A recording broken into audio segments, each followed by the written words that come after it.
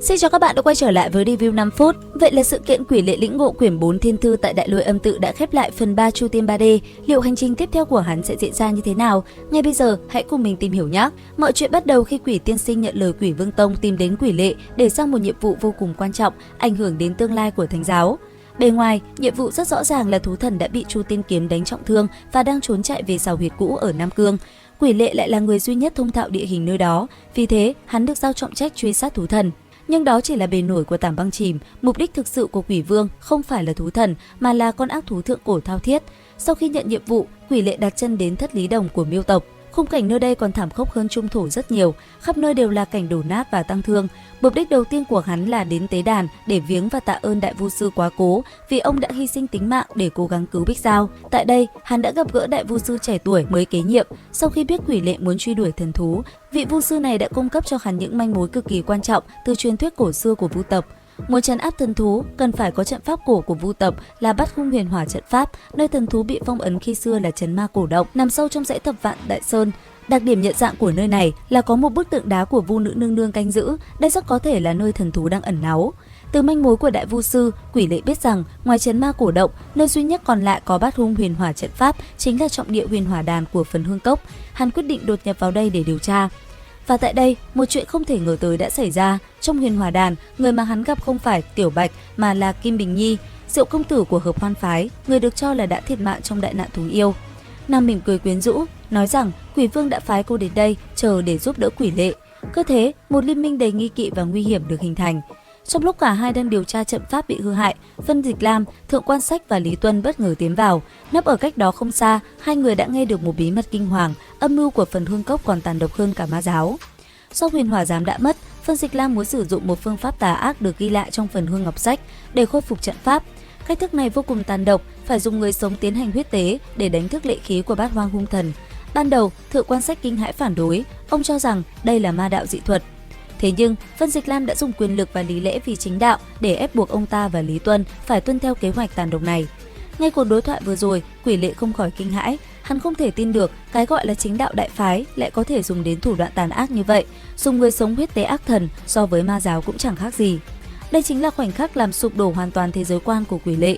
Lúc này, Kim Bình Nhi buột miệng nói rằng ngay cả ma giáo cũng đã mai một tục lệ huyết tế. Câu nói này như một tia sét đánh thẳng vào tâm trí Quỷ Lệ, khiến hắn nhớ lại chậu tinh huyết mà Quỷ Vương đã dễ dàng có được để cứu Bích Giao năm xưa. Hắn đau đớn nhận ra, kẻ mà hắn phục vụ, cha của người con gái hắn yêu, cũng đang làm những chuyện thương thiên bại lý.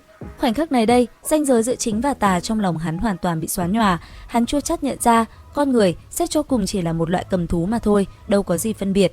Mang theo sự vỡ mộng, chán ghét và một tâm hồn đã nguội lạnh, Quỷ Lệ cùng Kim Bình Nhi rời khỏi Phần Hương Cốc, tiến thẳng về phía Thập Vạn Đại Sơn. Trên đường đi, một màn đấu trí và khẩu chiến căng thẳng diễn ra. Kim Bình Nhi liên tục trêu chọc, khiêu khích Quỷ Lệ về Bích Giao, nhưng hắn không hề bị lay động. Khi đến được trấn ma cổ động, cả hai gặp phải hung linh Hắc Hổ, gã được xem như là người gác cổng vạn năm. Hắc Hổ xác nhận thú thần đang ở bên trong và cảnh báo còn có một yêu nghiệt khác đạo hạnh cực cao đi cùng. Tiến vào sâu trong động, Quỷ Lệ và Kim Bình Nhi bất ngờ gặp lại Tiểu Bạch. Nàng nói mình là bạn cũ của thú thần và dẫn Quỷ Lệ đến gặp y. Tại đây, thú thần trong bộ dạng một thiếu niên mệt mỏi đã kể lại toàn bộ bi kịch cuộc đời mình. Hắn được tạo ra bởi chính Vu nữ linh lung từ thiên địa lệ khí với mục đích để nàng nghiên cứu sự trường sinh. Hắn chỉ có một khao khát duy nhất là được trở thành người để có thể sống bên linh lung.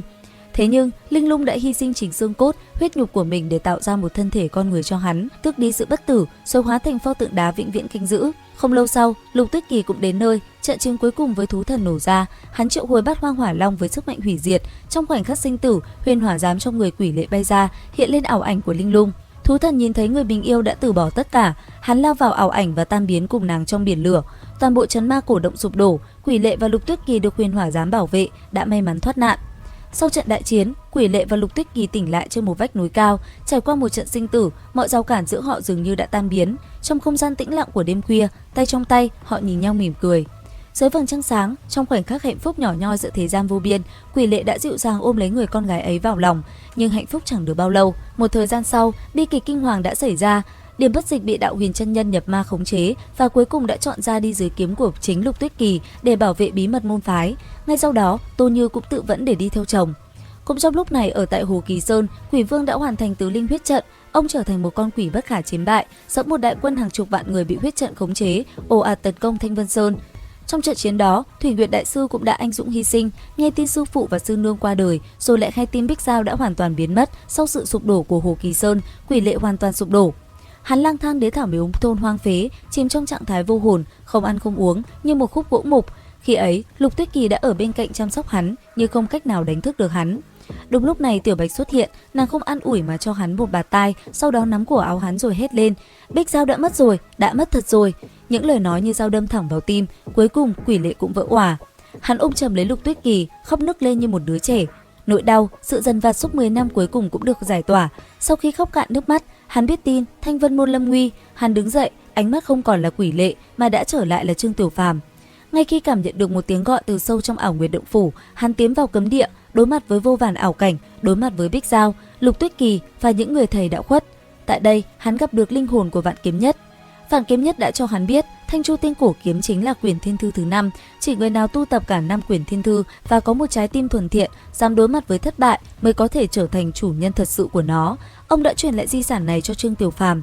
Trương Tiểu Phàm bước ra khỏi ảo nguyệt động phủ, tay cầm Chu Tiên Cổ Kiếm, khí thế kinh thiên động địa. Hắn một mình đối mặt với Quỷ Vương, lúc này đã dung hợp với Phục Long đỉnh và Tứ Linh huyết trận. Một trận chiến kinh thiên động địa, long trời lở đất diễn ra. Chu Tiên kiếm trận tái xuất, mạnh mẽ và thuần khiết hơn bao giờ hết. Cuối cùng, Trương Tiểu Phàm với sức mạnh của cả 5 quyển thiên thư và một trái tim đã được gột rửa, đã đánh bại Quỷ Vương, phá hủy Tứ Linh huyết trận. Nhiều năm sau, thế gian đã trở lại yên bình. Lục Tuyết Kỳ kế nhiệm chức vị thủ tọa Tiểu Trúc Phong. Nhóm Chu Nhất Tiên cùng Kim Bình Nhi tiếp tục phiêu bạt giang hồ. Một ngày nọ, Lục Tuyết Kỳ quay trở lại Thảo Miếu thôn, nơi đống đổ nát năm xưa. Một túp nhà gỗ đơn sơ đã được dựng lên. Nàng nhìn thấy một bóng dáng quen thuộc đang loay hoay trong bếp. Đại Hoàng và Tiểu Hôi đang giành nhau một khúc xương sườn. Người đàn ông trong bếp quay lại chính là Trương Tiểu Phàm. Hai người đứng đó lặng lẽ nhìn nhau. Bao nhiêu năm tháng, bao nhiêu ân oán tình thù, tất cả dường như tan biến trong ánh mắt. Cả hai cùng bật cười, một nụ cười thanh thản và bình yên. Các bạn có hài lòng với cái kết này không? Comment ý kiến bên dưới phần bình luận cho mình biết với nhé. Bây giờ thì xin chào và hẹn gặp lại.